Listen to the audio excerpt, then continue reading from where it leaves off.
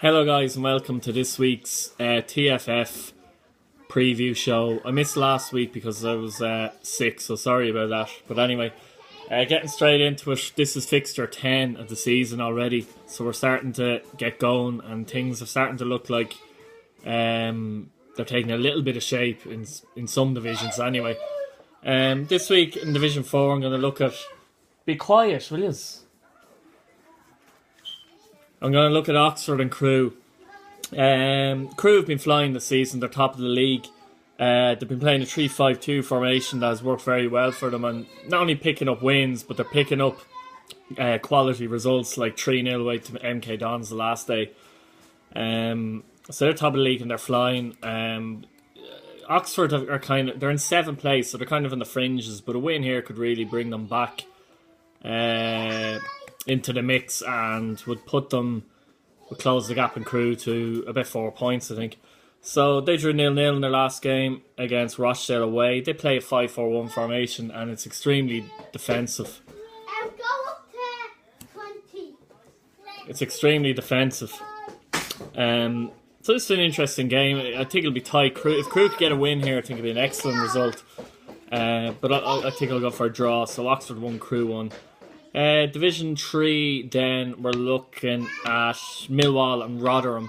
Millwall have a good side, but so far maybe they're surprising a few people a little bit. They're second in the league, and last time out they won 2-1 away to Sheffield United, and that was Sheffield United's first defeat of the season. They play 4-3-3 basic now. I don't know, maybe they play counter-attack and offside and the instructions, there's no way you can tell, but the instructions you can see are basically plain Jane. He doesn't use any instructions, but it's working for him. Rotherham played a 4-2-4 in the last game, and they were beaten 2-0 home to Bolton, so that was a big win for Bolton. And in a way, big defeat for Rotherham, who also are 7th in the league, so they're on the fringes, but they've a good squad. You'd fancy them to be pushing on it right there at the end of the season. Prediction for this one. It's a tough one. Millwall are flying. Rotherham need something out of this game after losing the Bolton. I think they'll get something out of this game. I think they'll get at least a draw. We'll go for Rotherham to squeak a win here. Next on to Division 2, and we have Huddersfield and Brighton. Two teams near the bottom of the table. Huddersfield have 6 points. Brighton have 3 points and are actually 20th in the league. No wins for them. 1 win for Huddersfield. This is a massive game. Recent weeks, some of the teams near the bottom have actually played each other and have drew against each other, so it's kind of done them no favours either. And there's a little bit of a gap there. It can be difficult if you haven't won a game as well. It tends to linger on. Like if you don't get a win in your first 2 or 3 games, it can get out of hand. And that's what's happened to Brighton and a couple of other teams down there, Forest and Birmingham City as well. Huddersfield had a good win away to Sunderland, but that's all they've had this season. In fairness, Huddersfield, they lost 2-1 at Ipswich in their last game, who are flying on top of the league, and Sisto scored a late winner for Ipswich Town there. So I fancy Huddersfield to win this one. They play 4-2-3-1 formation. It's defensive, direct, slow, high pressing. It's a little bit of a strange one, but I think they might beat Brighton. Brighton have played a 4-3-1-2 for most of the season. They got hammered by Norwich in their last game 3-0. So I'll go for Huddersfield win here. Maybe Huddersfield 2, Brighton 0. On to Division 1 now. This week I've gone for Liverpool and Villa. Liverpool are 16th in the league. Villa are 3rd and doing brilliantly, but they have lost 2 of the last 3 games, Villa.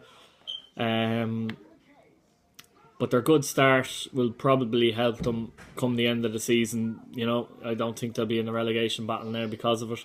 They've been playing a 4-2-3-1 formation, but they've been playing different variants of it. In their last game, they lost 1-0 home to Palace. Liverpool, on the other hand, have had a struggle. In isolation, the 0-0 draw at Everton in the derby was a good result.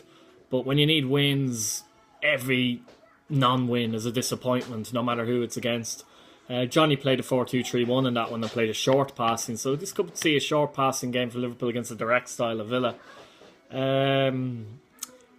Liverpool, they kind of have to win this one, really, but I suppose every game's like that for them, with Chelsea running away with it. But maybe at this stage, top 4 would be it's definitely achievable top 4 for the likes of Liverpool, because there's not that many points dividing all those teams.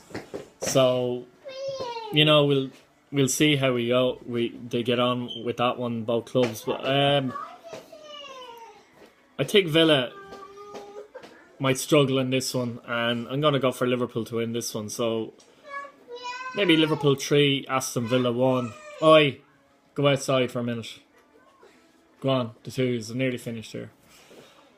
I'm trying to do a bit of babysitting here while I'm doing this as well, so I don't know what I'm saying. Okay, Liverpool and Aston Villa, yes. I think I already predicted Liverpool to win that one. So yeah, we're on the fixture. This will be the 10th fixture of the season in all divisions. And are any of them looking to take shape? I would say Division 2 relegation struggle is looking like it's taking a little bit of shape there. The top of the table, Chelsea are flying in Division 1. Still a bit of... it is very much a marathon, not a sprint. 38 games, a long season. I've played this game long enough to know that a lot can change actually in a short space of time, good or bad. So... yeah, that's it really. Some interesting games this weekend, and best of luck to everybody in their games except for whoever I'm playing. I don't even know who I'm playing.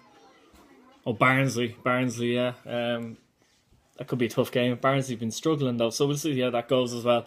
But anyway, that's it. So see you later, guys, and enjoy the video. Thank you very much. Goodbye.